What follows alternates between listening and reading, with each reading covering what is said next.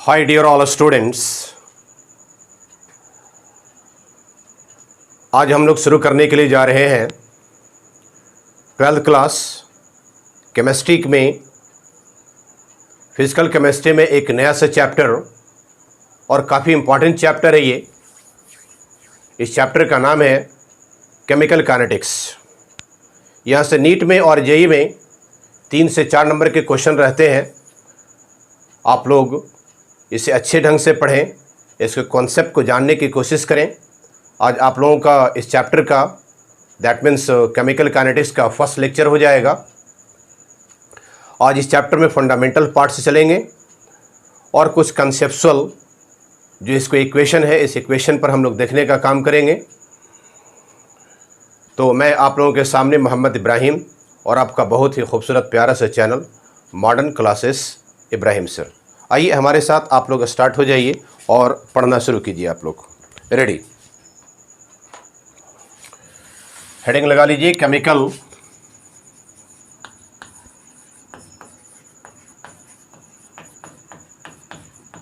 Kinetics. Kinetics का मतलब ही होता है मोशन। इसका मतलब ही होता है मोशन। दैट मीन्स केमिस्ट्री में होने वाले जितने सारे इक्वेशंस हैं, जितने सारे इसके जो समीकरण आते हैं, जो भी इसका रिएक्शन चलेगा रिएक्टेंट्स का और इसके प्रोडक्ट का, इसका क्या रेट होगा, इन सारी चीज़ों के बारे में जानने के लिए हम लोग कोशिश करेंगे। तो सबसे पहले हम लोग जो जाने कि केमिकल काइनेटिक्स किसे कहते हैं। ठीक है, एक केमिस्ट्री का फिजिकल केमिस्ट्री का ब्रांच है जो रेट ऑफ केमिकल रिएक्शन को बदलाने का काम करता है। तो सबसे पहले आप लोग इसका डेफिनेशन लिख जाएंगे, that is the branch of chemistry which deals with the rate of chemical reaction.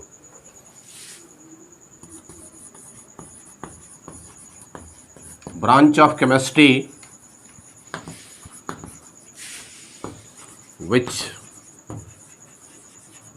deals with the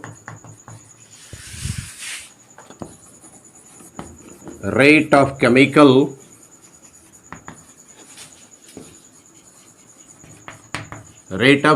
reactions। Chemical reactions के रेट को, इसके दर को बतलाने का काम करता है। ठीक है, इसके अलावा और भी क्या हो रहा होता है, बहुत सारे ऐसे वेरियस फैक्टर्स हो रहे हैं जो केमिकल रिएक्शन के रेट को अफेक्ट करने का काम करता है। राइट? तो इसमें थोड़ी सी जो है पैराग्राफ चेंज करके आप लोग लिख जाएंगे। इसमें बहुत सारे ऐसे फैक्टर्स हैं जो रेट ऑफ रिएक्शंस को अफेक्ट करने का काम करते हैं। And the factors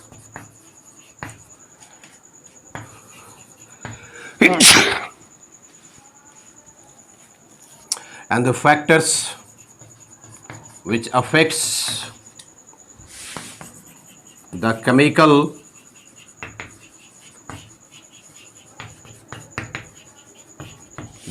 reactions। कौन कौन से फैक्टर्स होंगे, इस फैक्टर्स के बारे में हम लोग आगे के लेक्चर में जानने की कोशिश करेंगे। वैसे खास करके जो फैक्टर्स आते हैं वो टेम्परेचर ज़्यादा अफेक्ट करने का काम करता है, कंसंट्रेशन, रेट ऑफ रिएक्शंस को ज़्यादा अफेक्ट करने का काम करता है। चलिए, अभी का ये टॉपिक नहीं है, आगे हम लोग पढ़ने का काम करेंगे। ओके, इसके अलावा it also deals with the mechanism of reaction. It also deals with mechanism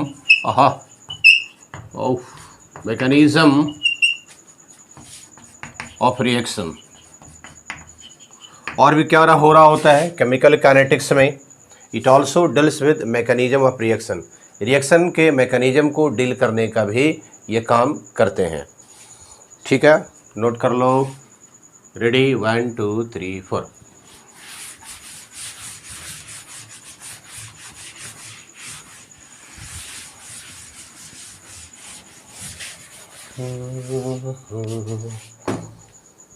ठीक है, ठीक।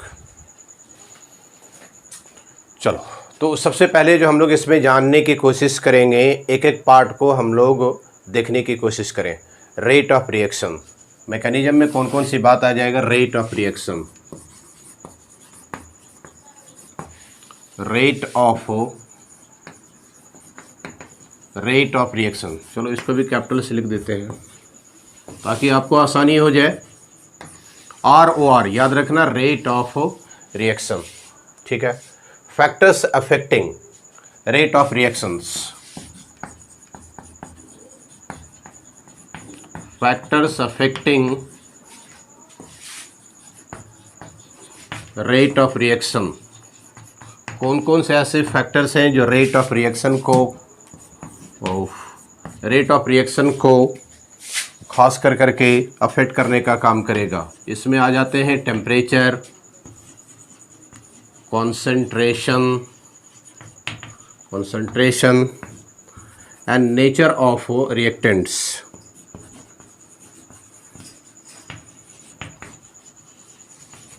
Nature of reactants,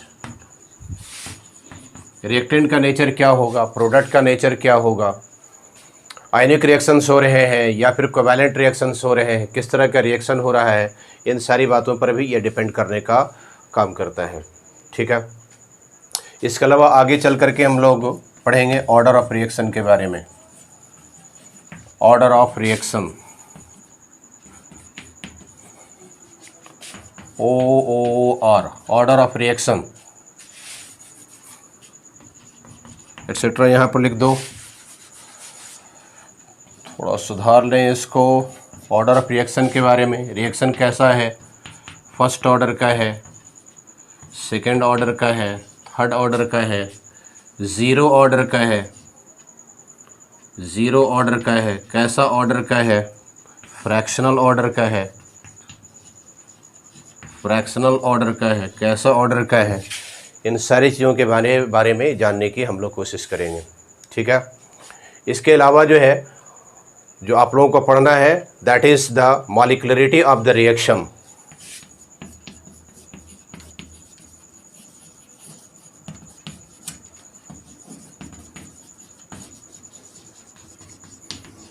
मॉलिक्युलरिटी of the reactions का मॉलिक्युलरिटी क्या होगा, इसका आणविक गुणों के बारे में हम लोग जानने की कोशिश करेंगे। इसके अलावा जो है हम लोग देखते हैं कौन कौन से ऐसे मेथड्स हैं जो ऑर्डर ऑफ रिएक्शंस को प्रभावित करने का काम करता है। इसमें तो हम लोग देख लिया टेम्परेचर के बारे में और कंसंट्रेशन के बारे में, ये जानने की कोशिश किए।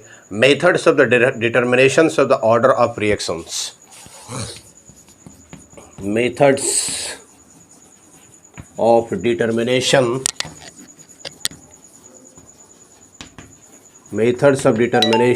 Of order of reaction.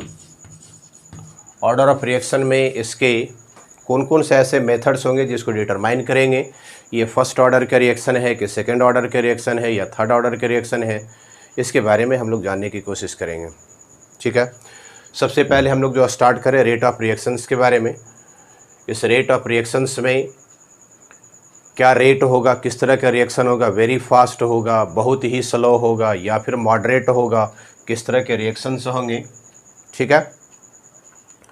किस रिएक्शंस में किसको हम लोग डिटरमाइन कर पाएंगे, किसको हम लोग डिटरमाइन नहीं कर पाएंगे, इसके बारे में जानने की कोशिश करें। Okay, note down dear students. Okay, चलो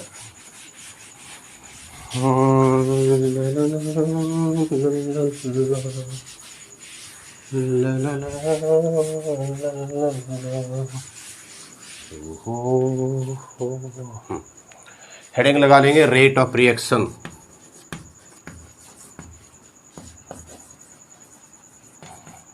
rate of reaction ROR। Rate of reaction किसे कहेंगे? A speed of change in the concentrations of the reactants and the products. Speed change in the concentration of reactants and products and products. एक तरफ में reactants होते हैं, दूसरी तरफ में प्रोडक्ट होता है। किसी भी रिएक्शन की बात कर लें, एक तरफ में रिएक्टेंट्स होता है तो दूसरी तरफ में प्रोडक्ट्स होते हैं। किस स्पीड से चेंज कर रहा है, कितना देर में ये धीरे धीरे ख़त्म हो जाएगा, कितना देर में ये प्रोडक्ट बन कर के आएंगे, क्या इसका स्पीड होगा। तो इस स्पीड के बारे में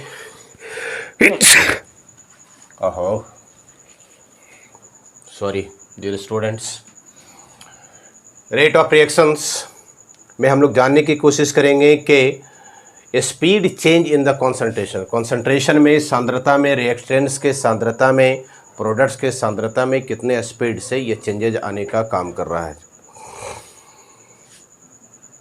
जब चेंजेज आएगा तो कुछ न कुछ इसमें तो समय लगेगा ही। तो जब समय लगेगा तो रेट चेंजेज जो हम लोग फाइंड कर रहे होते हैं with respect to time, time के रिस्पेक्ट में हम लोग ले जाने की इसको लेते हैं।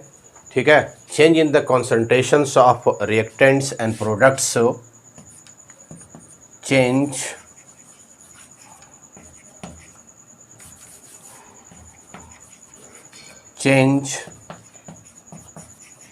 in the concentration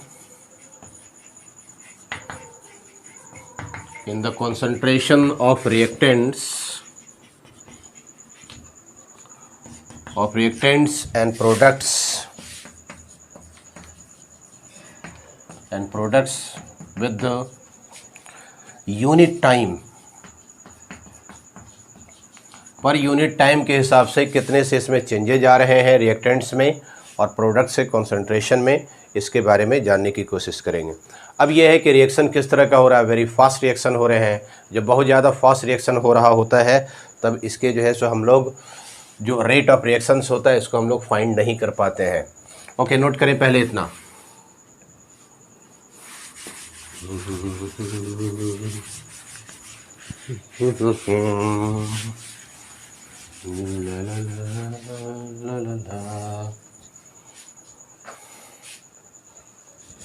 ये आपका फर्स्ट लेक्चर चल रहा है,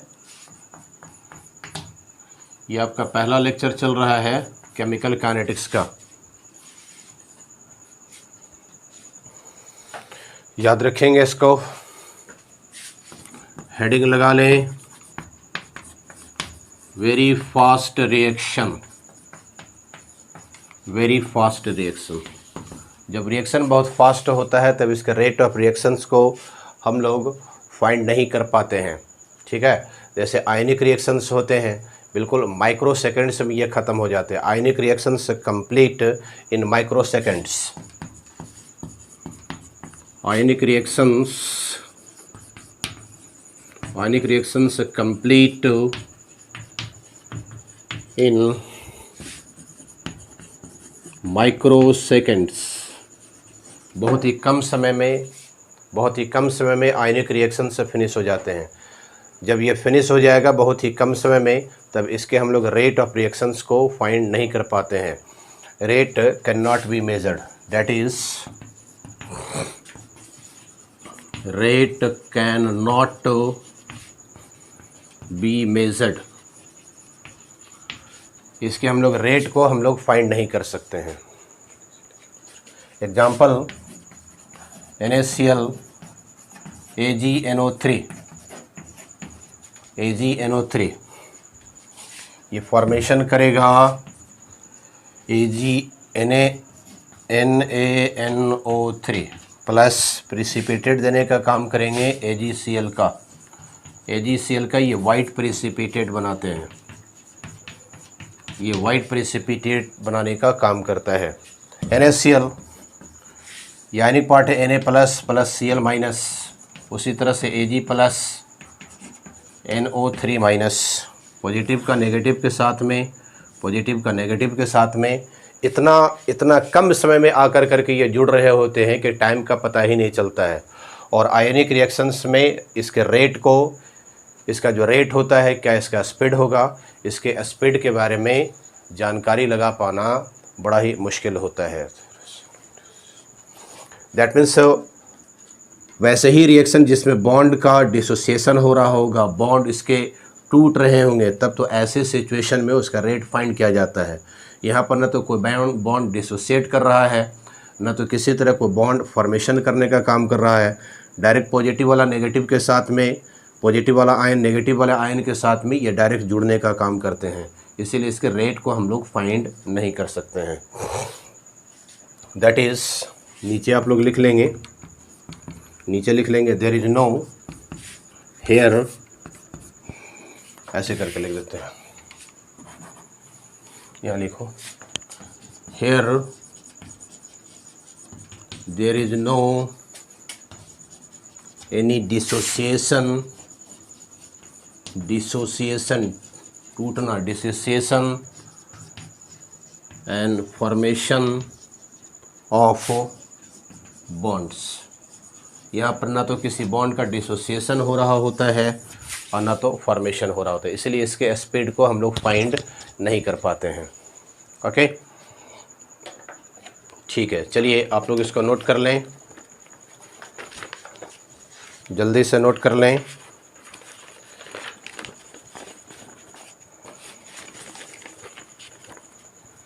नोट करें, रेडी?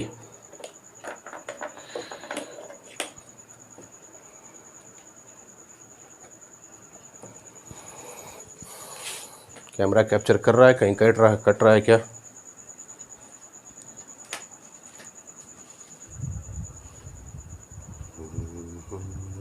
ठीक है, वेरी गुड बच्चे लोग।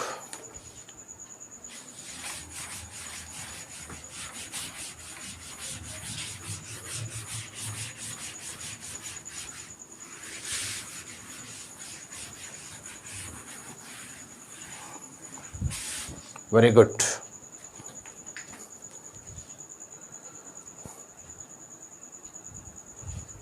Very good. Very slow reaction, next heading लगा लेंगे, very slow reaction. Very slow reaction में भी सालों साल लग जाते हैं, और ऐसे रिएक्शन का भी स्पीड का मेजरमेंट करना भी काफ़ी टफ होता है, ठीक है। which requires years to years, which takes the time years to years,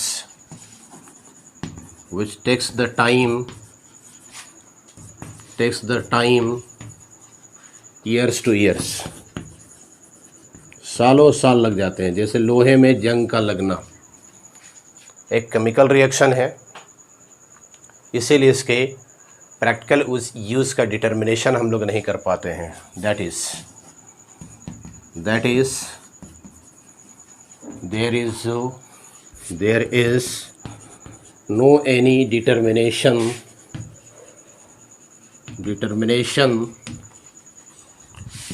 of rate। इसके रेट के बारे में भी फाइंड कर पाना बड़ा मुश्किल होता है, ठीक है। तब हम लोग आगे चल कर के जो पढ़ते हैं वो एक्चुअल में है मॉडरेट रिएक्शन के बारे में, और मॉडरेट रिएक्शन का ही हम लोग स्पीड, इसके रेट को फाइंड कर पाते हैं। नोट कर लो इसको। ओके,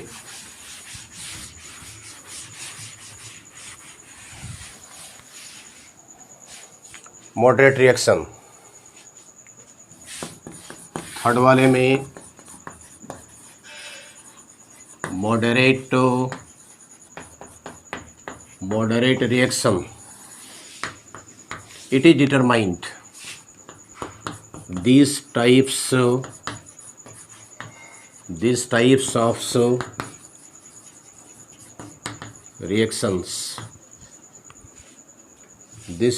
reactions, इस प्रकार के जो रिएक्शंस होते हैं, the rate can be determined, इसके रेट को हम लोग डिटरमाइन कर पाते हैं, इसके रेट को हम लोग पता लगा पाते हैं, और ये प्रैक्टिकली पता लगा पाते हैं। और भी लिख लो, which can be measured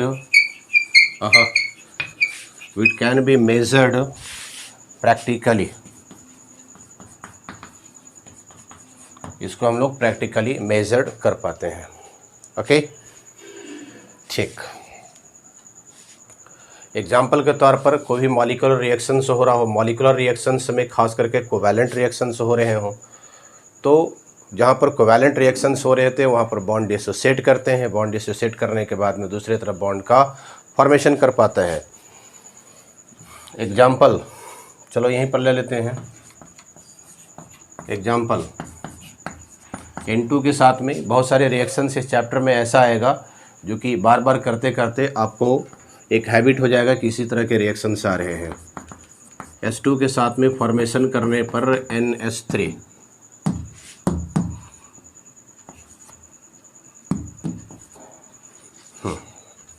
फिर यहाँ पर 3 लिखे हैं, 3 दूनी 6, 3 दूनी 6, नाइट्रोजन 2 हो गया इसका 2NH3। नाइट्रोजन के साथ में जो बॉन्ड बन रहा होता है ट्रिपल बॉन्ड का फॉर्मेशन करता है, हाइड्रोजन के साथ में सिंगल बॉन्ड का फॉर्मेशन करते हैं। अब यहाँ पर से ये है कि एक बॉन्ड, 2 बॉन्ड, 3 बॉन्ड, इसके बॉन्ड ब्रेक करेंगे, इसका बॉन्ड ब्रेक करेगा।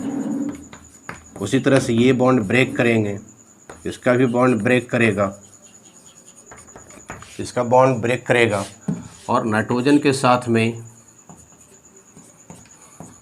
1 हाइड्रोजन, 2 हाइड्रोजन, 3 हाइड्रोजन, 2 Lp, तब जाकर के इधर बॉन्ड का फॉर्मेशन करेगा, बॉन्ड फॉर्मेशन करेंगे। और इतने देर में ये टाइम टेकन होता है, ये कुछ न कुछ समय लेते हैं, ये टाइम टेकन होता है, कुछ न कुछ ये समय ले रहे होते हैं। ठीक है। और जहाँ पर भी समय लेने का काम करेगा वहाँ पर इसके रेट को हम लोग फाइंड कर सकते हैं। तो ये 2 तरीका होता है रेट को फाइंड करने का। एक एवरेज रेट ऑफ रिएक्शंस से हम लोग फाइंड करते हैं और दूसरा जो होता है इंस्टेंटेनियस रेट ऑफ रिएक्शंस होते हैं। ठीक है, नोट करो। Ready, 1 2 3।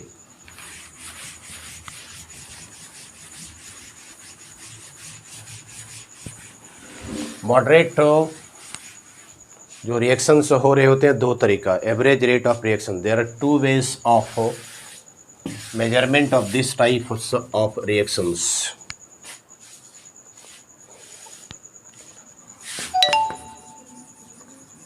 there are two types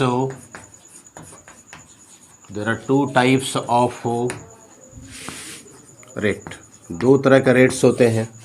average rate of reactions,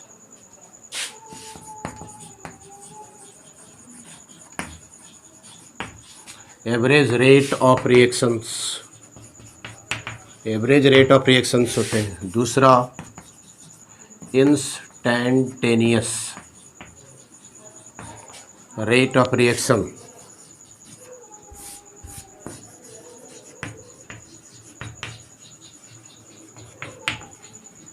rate of reaction 2 तरह से फाइंड करते हैं। पहले हम लोग देखेंगे एवरेज के बारे में।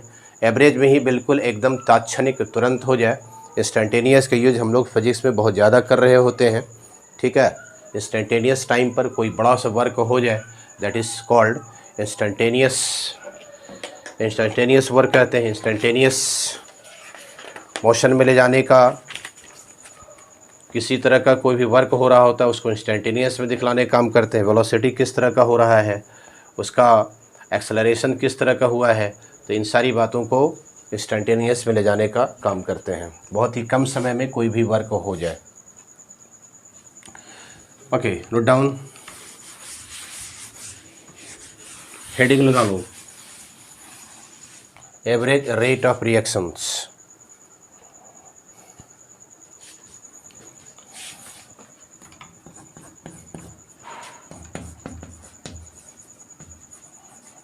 Average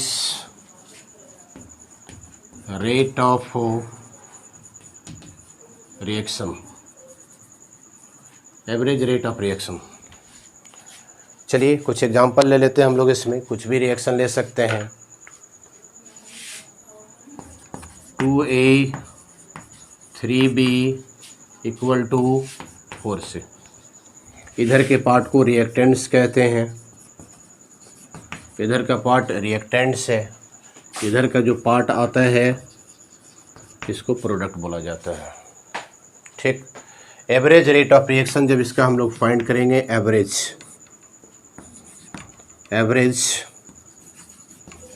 rate of reaction, average rate of reaction जब फाइंड कर रहे होते हैं तो रिएक्टेंट्स में, क्योंकि रिएक्टेंट का जो पार्ट होता है ये धीरे धीरे धीरे धीरे करके ख़त्म हो जाएगा और उधर प्रोडक्ट का फॉर्मेशन करेगा।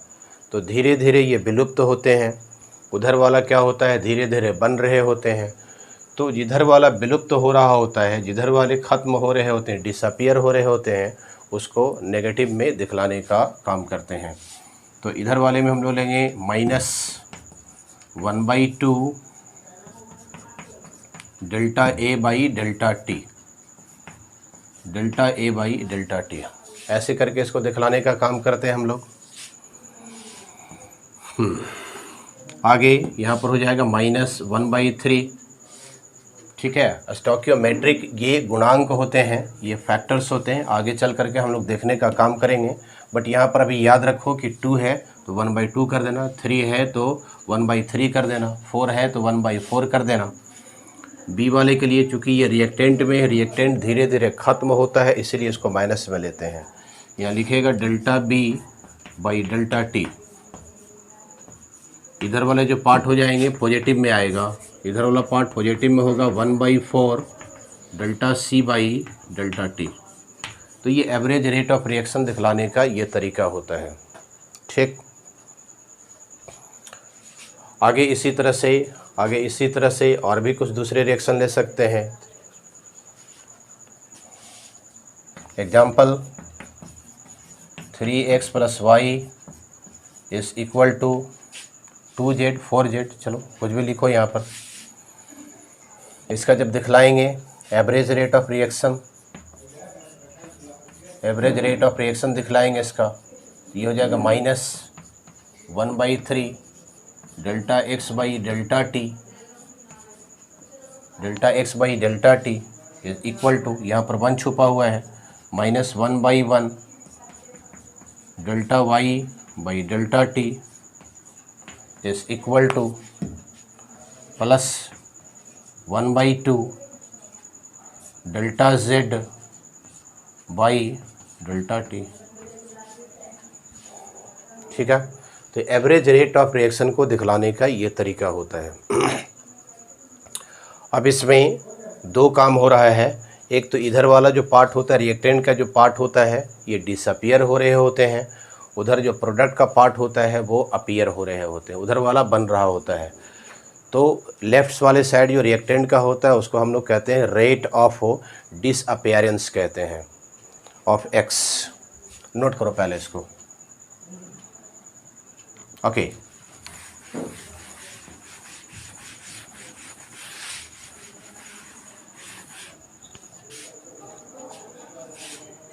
इसी पार्ट में दिखला देने का काम करो, रेट ऑफ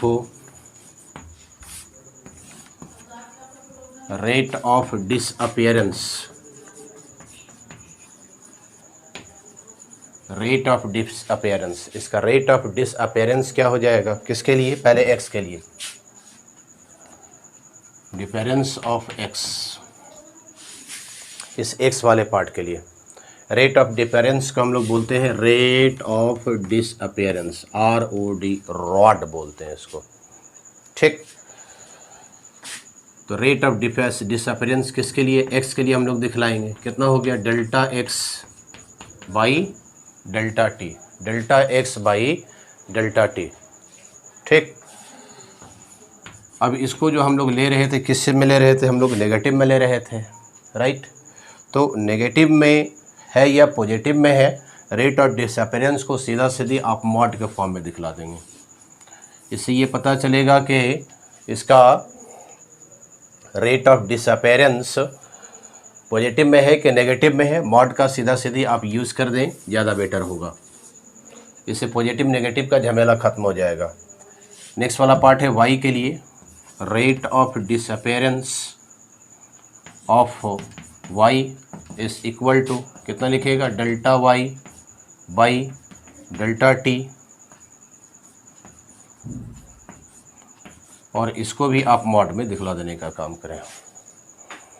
ठीक, अगला पार्ट हो जाएगा रेट ऑफ अपीयरेंस z के लिए, रेट ऑफ अपीयरेंस z के लिए।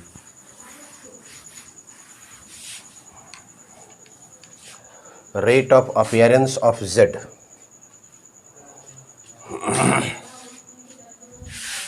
यहाँ ले लो rate of appearance of z, that means ROD of z के लिए, ठीक। तो z के लिए अपीयर कर रहा है, sorry, rate of appearance RAO is equal to delta z by delta t, capital bracket में लिखने का काम करते हैं और इसको मॉड के फॉर्म में दिखला दें, ठीक। चलो नोट कर लें।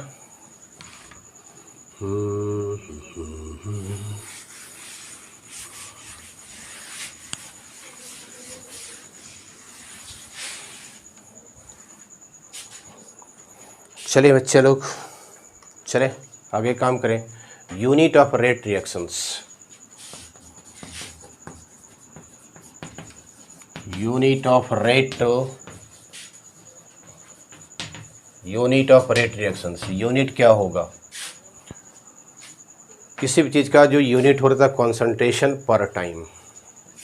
हम लोग जो फाइंड करते हैं कॉन्सेंट्रेशन में कितना से बढ़ रहा है या घट रहा है पर यूनिट टाइम के हिसाब से हम लोग निकालते हैं, ठीक है। तो कॉन्सेंट्रेशन के लिए जो निकाल रहे होते हैं मोल पर लीटर। दूसरा जो दिया हुआ है टाइम दिया हुआ है, टाइम को जो दिखलाने का काम करते हैं सेकंड में दिखलाते हैं, ठीक।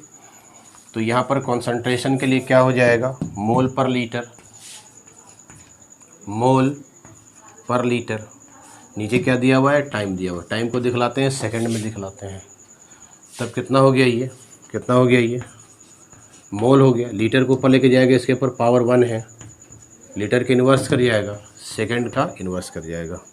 एक तो कॉन्सेंट्रेशन टाइम के हिसाब से दिखलाने का काम करते हैं। दूसरा जो होता है प्रेशर पर टाइम के हिसाब से। प्रेशर में अगर लेकर के जाएंगे तो इसको दिखलाते हैं प्रेशर बाई टाइम के हिसाब से। और प्रेशर का जो ऐसा यूनिट होता है ATM होता है, और नीचे टाइम के लिए सेकंड हो गया, तब कितना हो जाएगा? ATM second inverse. ये यूनिट होता है, सॉरी ये 1 छूट गया है, सेकंड का इन्वर्स करेगा, 1 छूट गया था। मोल, लीटर इन्वर्स, सेकंड इन्वर्स, याद रखना है इसको, ये यूनिट होते हैं इसका। चलो राइट, चलो नोट कर लें। Okay right.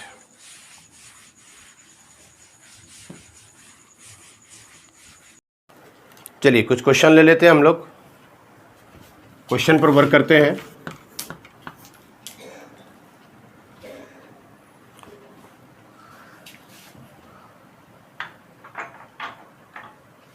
एक क्वेश्चन आपको दिया गया है,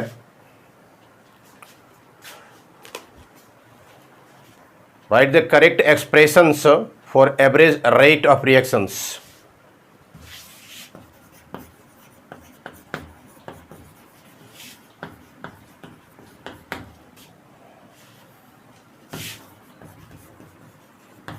Write the correct expression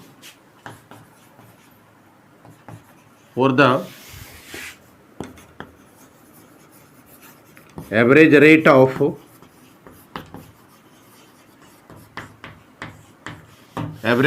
reaction। Average rate of reaction का करेक्ट एक्सप्रेशन लिखने का काम करना है। दिया गया है 2A + 3B is equal to, मान लेते हैं 4C दिया गया है। इसका एवरेज जब हम लोग लिखते हैं तो इसके वाले में, इधर वाले में रिएक्टेंट में जब बात कर रहे होते हैं तो माइनस में लेते हैं, और उधर वाले में जब ले रहे होते हैं तो प्रोडक्ट में पॉजिटिव में लेते हैं। -1/2 delta A by delta T is equal to -1/3 delta B by delta T। इधर प्रोडक्ट में लिखेंगे +1/4 delta C by delta T। इसको 1 नंबर ले लें। आगे मान लिए कि कोई किसी तरह का कोई केमिकल रिएक्शन दिया हुआ है, तब उसमें फिर हम लोग बस इसी का स्टोइकियोमेट्रिक हो, इसका फैक्टर्स लेने का काम करते हैं। 2 दिया हुआ तो 1/2 करते हैं, 3 दिया हुआ है तो 1/3 करते हैं, 4 दिया हुआ है तो 1/4 करते हैं। माइनस इसलिए लिखते हैं कि इधर रिएक्टेंट में इधर ख़त्म हो रहा है, क्षय हो रहे हैं, विलुप्त हो रहे हैं, और उधर वाले में क्या कर रहा है, बनने का काम कर रहा है, इसलिए पॉजिटिव में चला जाता है।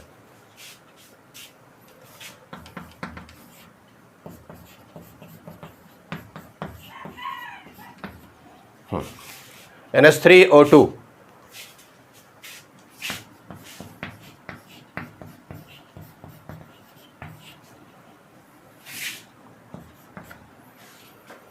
ऑक्सीजन 4 कर गया, 6 कर गया, 10 कर दिया, 5O2।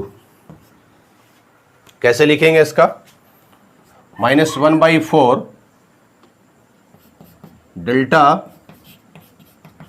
NH3 by delta T, -1/5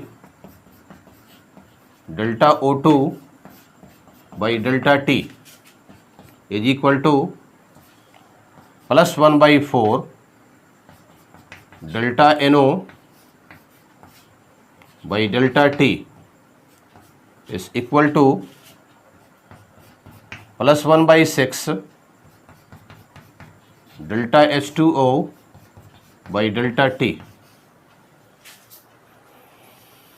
ठीक है, तो इसका एक्सप्रेशन लिखने के लिए आपको दिया गया था, यहाँ पर मैंने समझा दिया है।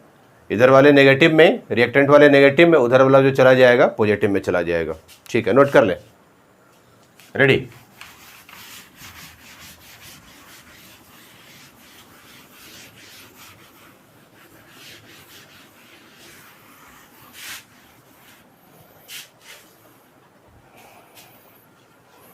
चले आगे कुछ क्वेश्चन लेते हैं। एक क्वेश्चन आपको दिया गया है, during the formations of the ammonia,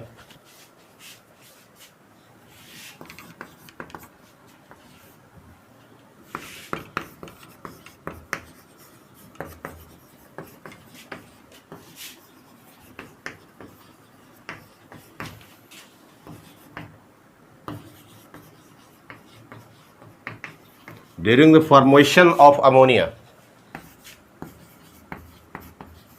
जब अमोनिया का फॉर्मेशन कर रहे होते हैं तब 2 moles of N2 disappear,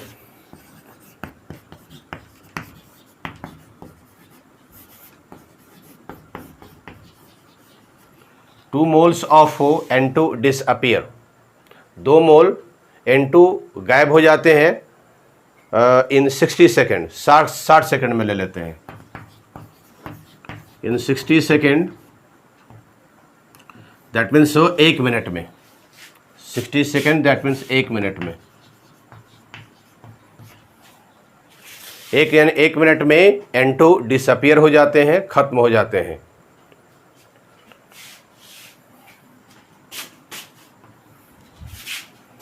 if volume of vessel, vessel का वॉल्यूम जो दिया हुआ है, बर्तन का वॉल्यूम दिया हुआ है, if volume of vessel is 1 litre, अगर वॉल्यूम का वेसल 1 लीटर हो तो फाइंड करना है rate of reaction. Then find, पहला पॉइंट रेट ऑफ रिएक्शन। इसका रेट ऑफ रिएक्शन क्या होगा? Rate of disappearance of H2,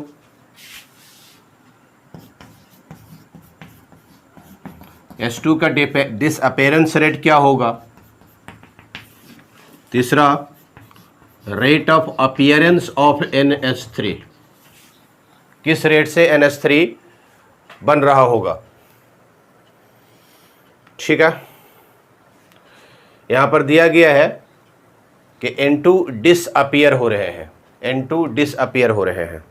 ठीक, तो जो डिसअपियर हो रहा होता है, जो गायब हो रहे होते हैं, उसको नेगेटिव में लिख रहे होते हैं। पहला point, solution, rate of reaction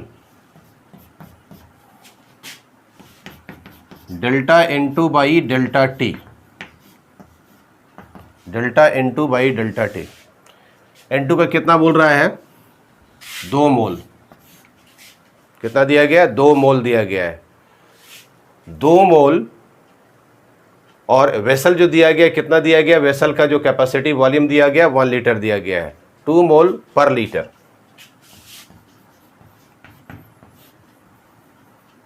2 mole per litre, 1 litre.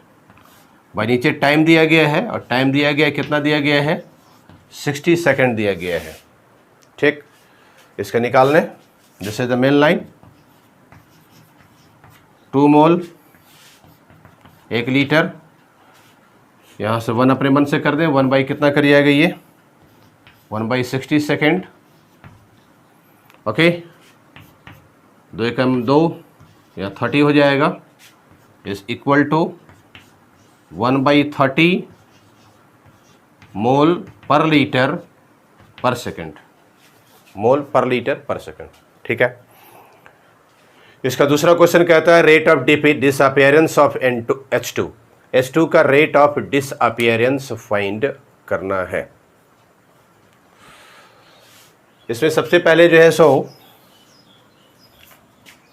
Reaction लिख लें, N2 H2 NH3।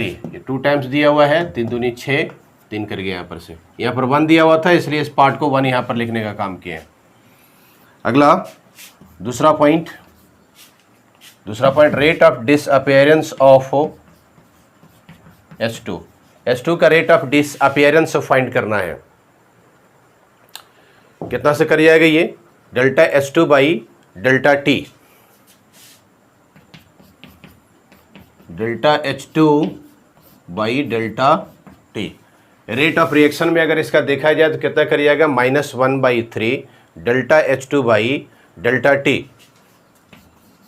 Rate of reaction is equal to minus rate of disappearance delta H2 by delta T. ठीक है, चलो अभी पॉजिटिव में लेते हैं। रेट ऑफ डिसअपियरेंस ये हो गया, दैट मीन्स ये रेट ऑफ रिएक्शंस के 1/3 हो जाएंगे ये।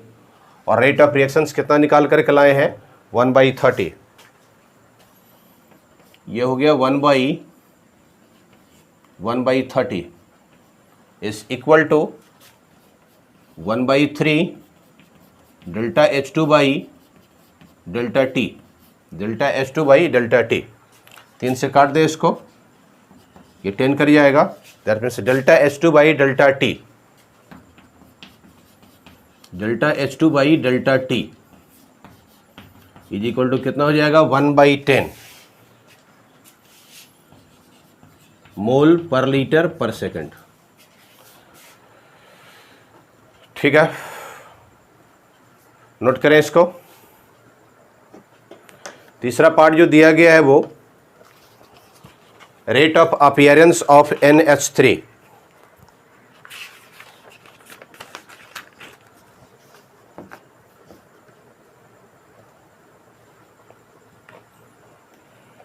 Rate of appearance of NH3 कितना से कर रहा है ये? नोट करें इसको।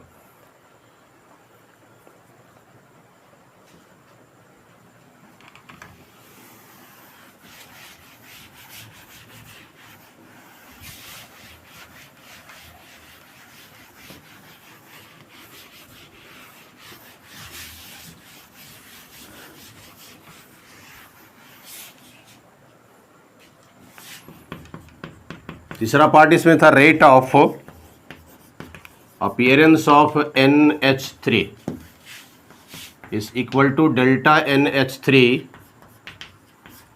By delta T. इसका रेट ऑफ रिएक्शन से कंपैरिजन करेंगे, रेट ऑफ रिएक्शन से इसका कंपैरिजन करेंगे।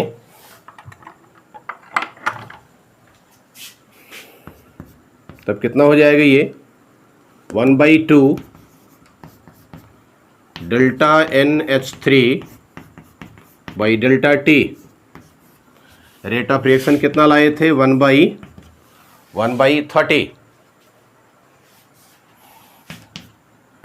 1/2 delta NH3 by delta T, 2 से कर दें कितना कर जाएगा, 15 कर जाएगा ये, ठीक।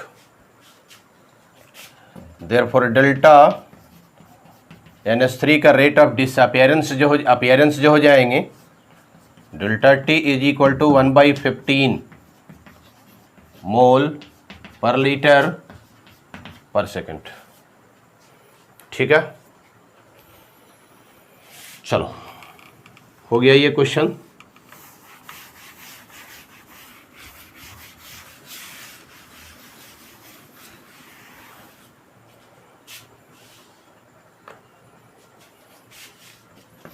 आगे क्वेश्चन ले लें।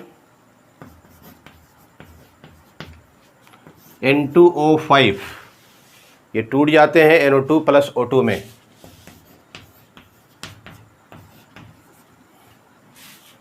NO2 प्लस O2 में 2 2 4 ऑक्सीजन।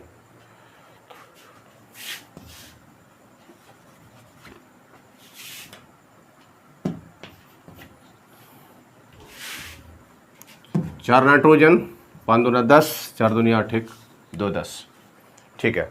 रिएक्शन बैलेंस दिया गया है। If rate of appearance of NO2 is 2 mole per litre पर second, if rate of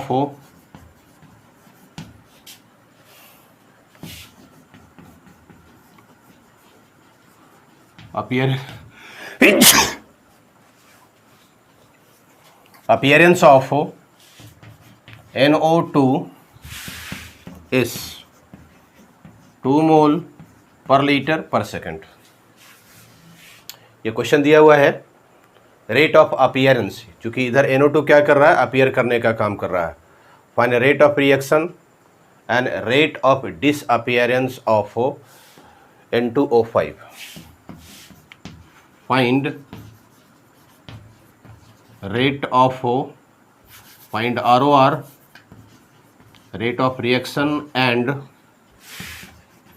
rate of disappearance of N2O5। कितना से डिसअपियर करने का काम कर रहे हैं हम, ओके। सबसे पहला काम पूरे एक्सप्रेशन को लिख जाने का काम करें।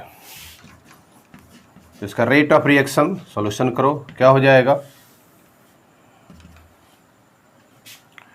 1/-1/2 delta N2O5 by delta T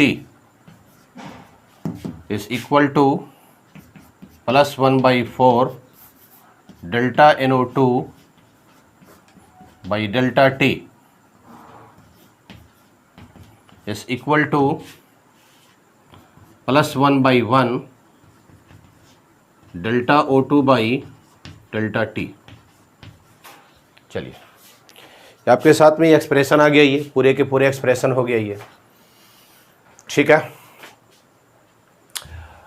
अब रेट ऑफ रिएक्शन हम लोगों को जो फाइंड करना है वो NO का दिया गया है, NO2 का दिया गया है, कितना दिया, 1/4 कर करके दिया गया है, ठीक। निकालना इसको। पहला point, rate of reaction NO2 के लिए कितना हो जा रहा है ये, 1/4 delta NO2 by delta T।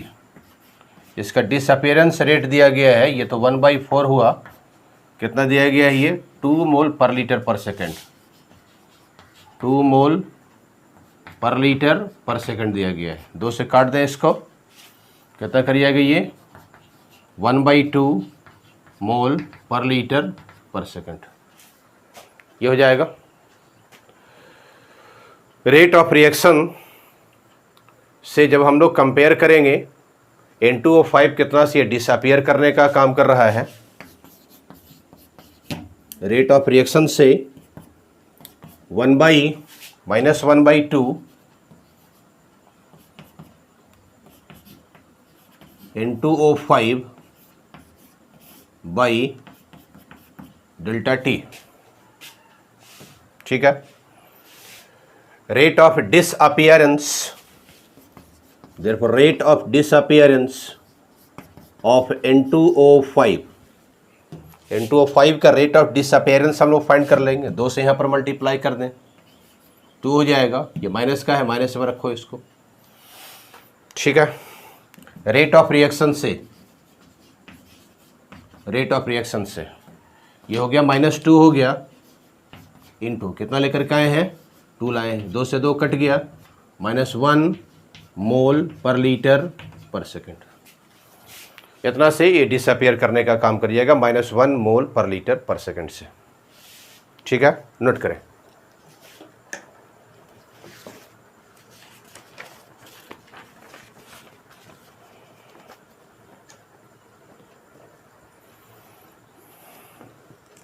Note कर लें।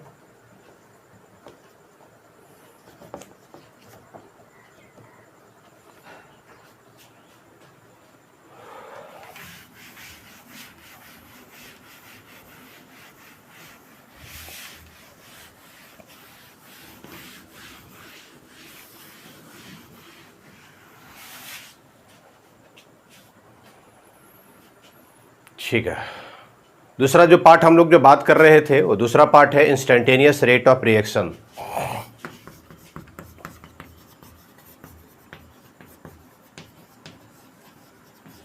इंस्टेंटेनियस रेट ऑफ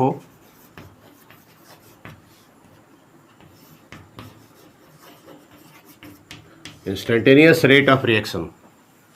इंस्टेंटेनियस में जो हम लोग लिख रहे होते हैं, इसमें जो लेते हैं उसमें ले रहे होते हैं डेल्टा, यहाँ पर डी का हम लोग यूज़ कर रहे होते हैं। जिस तरह से टेंस टू 0 के लिए मैथमेटिक्स में यूज़ कर रहे होते हैं उसी तरह से यहाँ पर यूज़ करते हैं। एग्जाम्पल से समझें। 2A 3B is equal to, चलिए दिया वो 5 से दिया हुआ है। ठीक। इंस्टेंटेनियस रेट ऑफ रिएक्शन जब फाइंड करेंगे तो इंस्टेंटेनियस रेट ऑफ रिएक्शन जिसके लिए लिखेंगे -1/2 dA by dt is equal to -1/3 dB by dt is equal to +1/5 dC by dt। इसको डी के फॉर्म में लिखने का काम करते हैं, तात्क्षणिक तुरंत हो जाता है ये। चलिए इक्वेशन समझ गए होंगे, नोट कर लें।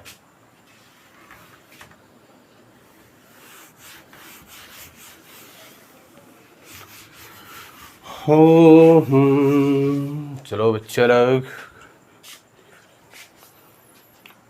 अब रिएक्टेंट्स को और प्रोडक्ट्स को हम लोग ग्राफिकल रिप्रेजेंटेशन लेने का काम करते हैं। दैट इज ग्राफिकल, हेडिंग लगा लेंगे, ग्राफिकल रिप्रेजेंटेशन। Graphical representation.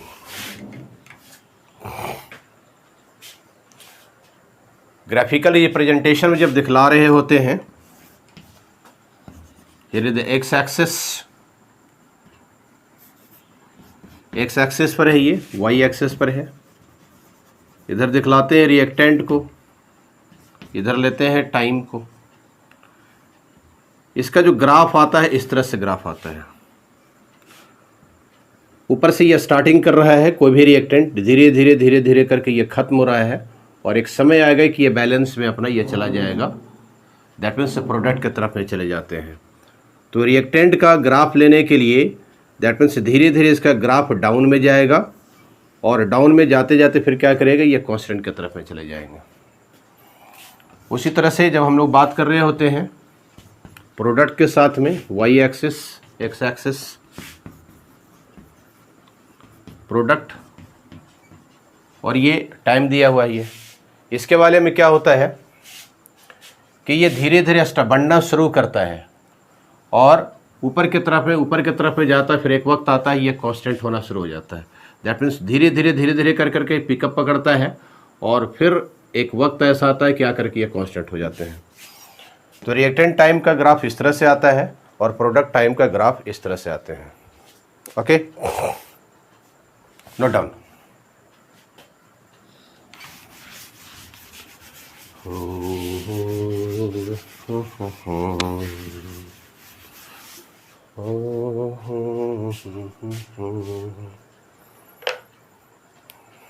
चलिए कुछ क्वेश्चन इस पर ग्राफिकल पर हम लोग क्वेश्चन ले लें। एक क्वेश्चन दिया गया है N2H2NH3।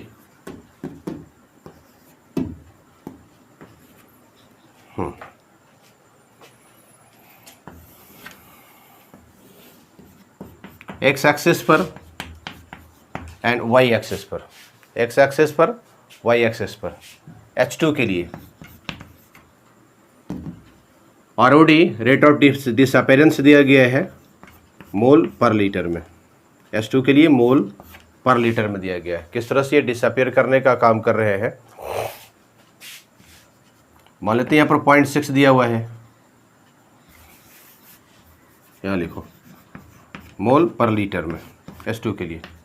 यहाँ पर 10 दिया गया है, यहाँ पर 2 है, यहाँ पर 4 दिया गया है। ठीक, तो 2 के साथ में कितना करने का काम कर रहा है ये, 6 पर इसका रिएक्टेंट गया। इधर टाइम दिया गया है, इधर वाले पार्ट में जो दिया गया रिएक्टेंट दिए गए हैं, जो कि H2 यहाँ पर लिया गया है। ये वाला जो पार्ट कर रहा है ये 4 सेकंड पर 4 सेकंड में जो ये कर जा रहे हैं 10 मोल पर लीटर से कर जा रहे हैं। ये मोल पर लीटर से ये डिसअपियर होने का काम कर रहे हैं। ठीक है,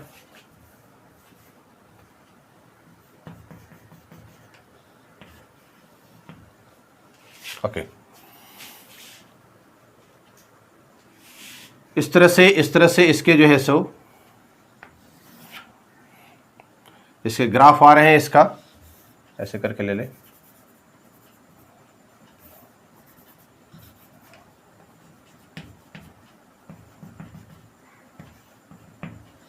इस तरह से। ठीक, तो एक पार्ट तो जो है सो पूरा जो है सो यहाँ तक ये जाने का काम किया, दूसरा वाला ये कर रहा है ये। ओके, 2 से लेकर करके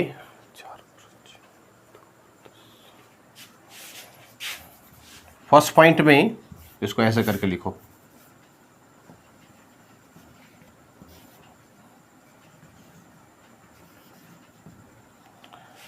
फर्स्ट पॉइंट में जो पिकअप किए हुए था डाउन के तरफ में लेकर के आएंगे इसको हम लोग।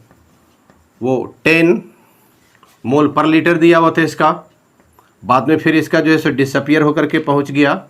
जब समय इसका बहुत ज़्यादा 4 सेकंड लगा है तब नीचे की तरफ में आ गए हैं। दैट मीन्स ये ग्राफ इस तरह से जा रहे हैं। ये ऐसे कर करके स्टार्ट किया, रिएक्टेंट के साथ में दिया हुआ, रिएक्टेंट के साथ में इस तरह का ग्राफ आता है। ये ऊपर से स्टार्ट करता है, नीचे की तरफ में ये चलता चला जाता है। ये दैट मीन्स से कांस्टेंट हो जाते हैं। ये नीचे टाइम दिया हुआ है, मान लेते हैं ये सेकंड में दिया हुआ है ये, और अक्सर वैसे जो टाइम रहेगा फंडामेंटल यूनिट सेकंड में ही रहते हैं। ठीक है, इसमें फाइंड करना है रेट ऑफ रिएक्शन। पहला point, find rate of reaction. पूरे का जो है सो रिएक्शन का रेट ऑफ रिएक्शन फाइंड करना, rate of disappearance of N2।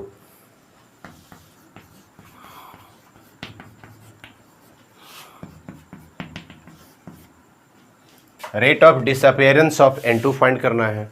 इधर वाले बन करके आ रहे हैं, rate of appearance of NH3, NH3 का अपीयरेंस फाइंड करना है। ठीक है, चलो सॉल्यूशन करो। Delta H2 by delta T, delta H2 by delta T। अगर इंस्टेंटेनियस में इसका ले लेंगे तो कितना हो जाएगा, DH2 by DT, DH2 by DT। Okay, 10 से कहाँ पर आ गया, 6 पर आ गया। और इसमें क्या हो रहा है, चूँकि डिसअपियर करने का काम करे इसलिए नेगेटिव में लेंगे। 10 से पहुंच गया, ये 6 पर पहुंच गया। बाई टाइम कितना हो गया, टाइम कितना हो गया, 4 से 2 हो गया, ये -4/2, 2 से काट दें इसको, कितना हो गया, -2 मोल पर लीटर पर सेकंड। ये H2 के लिए आ जाएगा। ये रेट ऑफ रिएक्शन, इसका रेट ऑफ रिएक्शन को फाइंड करेंगे तब कितना हो जाएगा ये, therefore rate of reaction H2 के लिए -1/3 डेल्टा H2/डेल्टा T -1/3, कितना लाए हो, -2, कितना हो जाएगा, माइनस माइनस प्लस 2/3 मोल पर लीटर पर सेकंड। ये कर जाएंगे, ये रेट ऑफ रिएक्शन इसका फाइंड हो गया 2/3। अगला इसमें जो बात कर रहा है rate of disappearance of N2, कितना से डिसअपियर करने का काम कर रहे हैं। Rate of disappearance of N2 is equal to -1/1 delta N2 by delta T। That means इसका रेट ऑफ डिसअपियरेंस जो हो जाएंगे, रेट ऑफ रिएक्शन के बराबर हो जाएंगे। ये rate of reaction minus delta N2 by delta T। ठीक है, रेट ऑफ रिएक्शन कितना आ गया है, 2/3 आ गया है। ये हो गया 2/3 नेगेटिव में चला जाएगा। ये एक काम करें, इसका रेट ऑफ डिसअपियरेंस जो फाइंड करें पूरे के पूरे जो है इसको मॉड में ले लें इसको। ठीक, तब कितना हो जाएगा, 2/3 मोल पर लीटर पर सेकंड। ओके, चलो अगला जो पार्ट इसमें रह गया है rate of appearance. Rate of appearance कितना से कर रहा है, 1/2 से कर रहा है ये। तो रेट ऑफ अपीयरेंस इसका फाइंड कर लेंगे।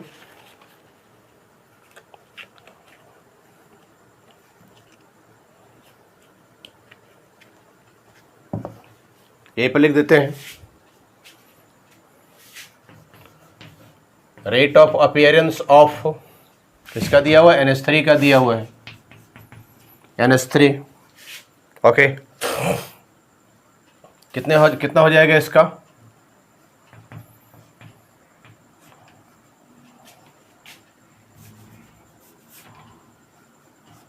वन बाई टू, नीचे लिखते हैं यहाँ पर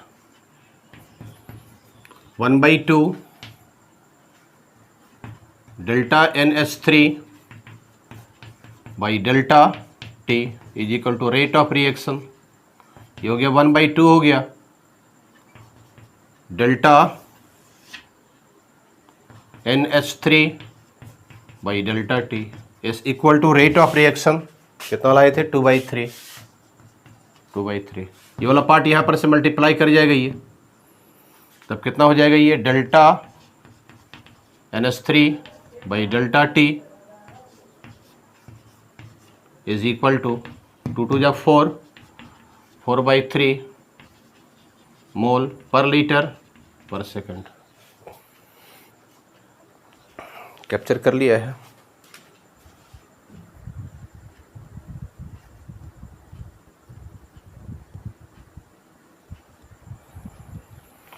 ठीक है, नोट कर ले।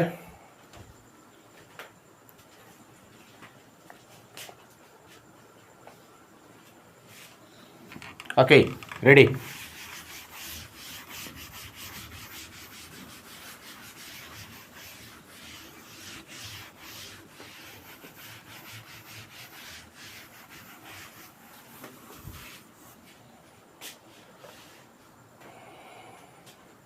चलिए कुछ क्वेश्चन और लगाते हैं ग्राफिकल में।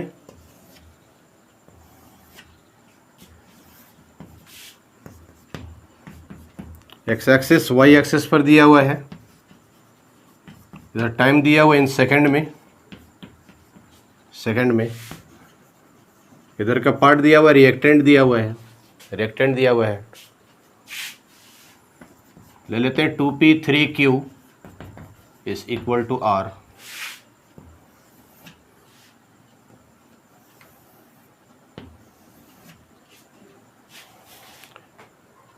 एक ग्राफ ऐसे दिया गया है और यहाँ पर एंगल दिया गया है 45 डिग्री दिया गया है, ठीक है। इसका रेट ऑफ रिएक्शन फाइंड करना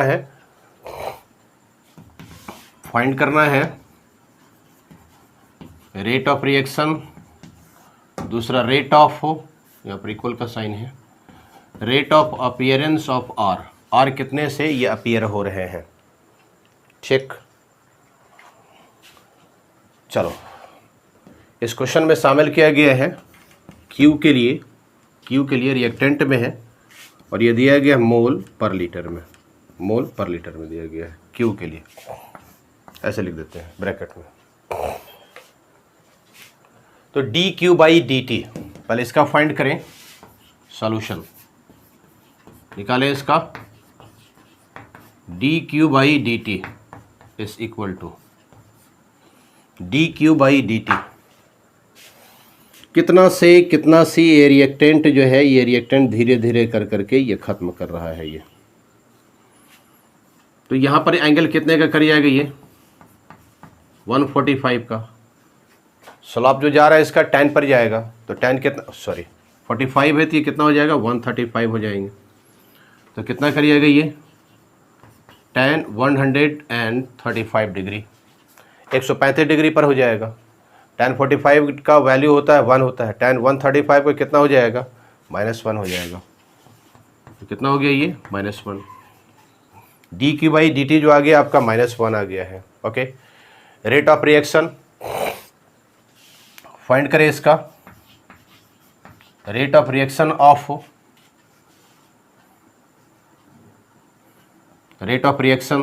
ROR कितना हो जाएगा ये -1/3 D Q by D T. Rate of reaction -1/3 D Q by कितना कर जाएगा डी टी कर जाएगा। इसको -1/3 और D Q by D T कितना लेकर के आए -1 लेकर के आए हैं। पुट कर दें इसको, -1/3 -1 कितना कर गया माइनस प्लस कर जाएगा 1/3 मोल पर लीटर पर सेकंड। तो रेट ऑफ रिएक्शन इसका हो जाएगा 1/3 हो जाएगा, ठीक है। That means rate of reaction इधर कितना दिया 1/1 दिया गया है। रेट ऑफ रिएक्शन इसे इसके हो जाएंगे dR/dt के बराबर हो जाएंगे। 2 नंबर में rate of reaction is equal to dR/dt।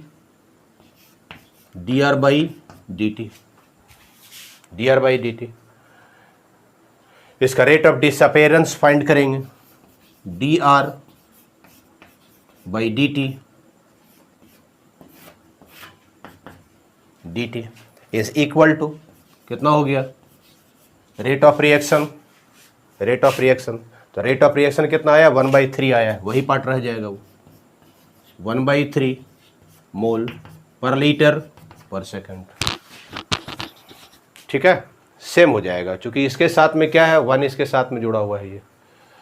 और रेट ऑफ रिएक्शन के रेट ऑफ डिसअपेरेंस से बराबर हो जाएंगे। तो रेट ऑफ रिएक्शन जो निकाल करके लाए थे कितना लाए थे 1/3 लाए थे, तो इसका वैल्यू भी 1/3 ही रह जाएगा। नोट कर लें।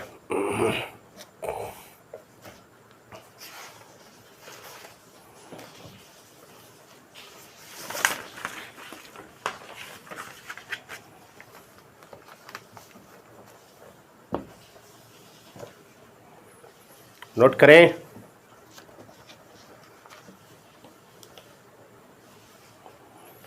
ओके, हो गया।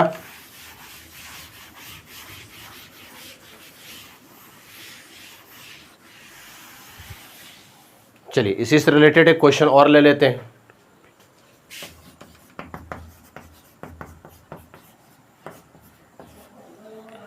टू ए प्लस बी, या 3 से ले लेते हैं। एक ग्राफ दिया गया है एक्स एक्सिस पर, वाई एक्सिस पर, इधर रिएक्टेंट दिए गए हैं।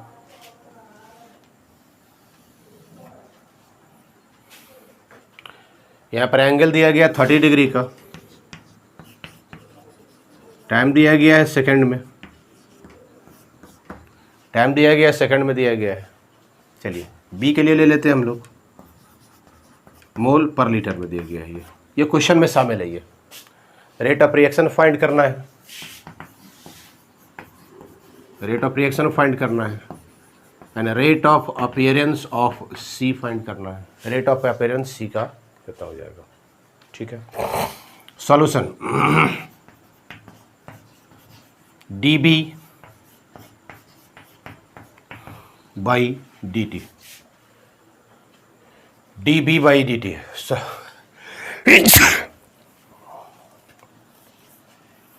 ओहो, ये एंगल कितने का हो जाएगा? ये अगर ये 30 दिया गया है तो ये एंगल कितना हो जाएगा? 150 का हो जाएगा, 150 का हो जाएगा। तो tan कितना कर जाएगा? ये स्लॉप इसका 150 degree. D B by D T, कितना देर में ये जो है सो ये डिसअपियर होने का काम कर रहा है। tan 30 के वैल्यू 1/√3, tan 150 का कितना हो जाएगा? -1/√3 हो जाएगा, ठीक है। रेट ऑफ रिएक्शन इसका फाइंड कर लेंगे। Rate of reaction is equal to D B by D T. कितना से कर रहा है ये? D B by D T. यहाँ पर 1 छुपा हुआ, ये लिख दें, यहाँ पर -1/1 लिख दें। -1 कर गया। D B by D T कितना लेकर के आए हैं? -1/√3, माइनस माइनस प्लस 1/√3 कर जाएगा, मोल पर लीटर पर सेकंड। इतना सा आ जाएगा। इसके बाद जैसे दूसरा लो जो फाइंड करना है, रेट ऑफ अपीयरेंस फाइंड कर लेना है। डीसी के लिए रेट ऑफ अपीयरेंस, सी के लिए कितना कर जाएगा? ये 1/3 डीसी बाई डी टी, ठीक, is equal to rate of reaction. कितना कर गया? 1/3 से कर गया ये, 1/3 से 1/3 कर गया ये। इसमें 3 से मल्टीप्लाई कर जाएगा ये, तो कितना हो जाएगा? ये 3 इंटू रेट ऑफ रिएक्शन, ये तिरछे गुना यहाँ पर कर जाएंगे इसमें रेट ऑफ रिएक्शन में। 3 इंटू रेट ऑफ रिएक्शन 1/√3 दिया गया है। ये कितना हो गया? 3/√3 हो गया। √3 से इसको काट दें, √3 हो गया, is equal to √3 mole per litre पर सेकंड। कितना से कर जाएगा, ठीक है। ओके, चलिए तो आज आप लोगों का फर्स्ट लेक्चर यहीं पर फिनिश होता है। आप लोग पढ़ाई करते रहें। All the best, thank you.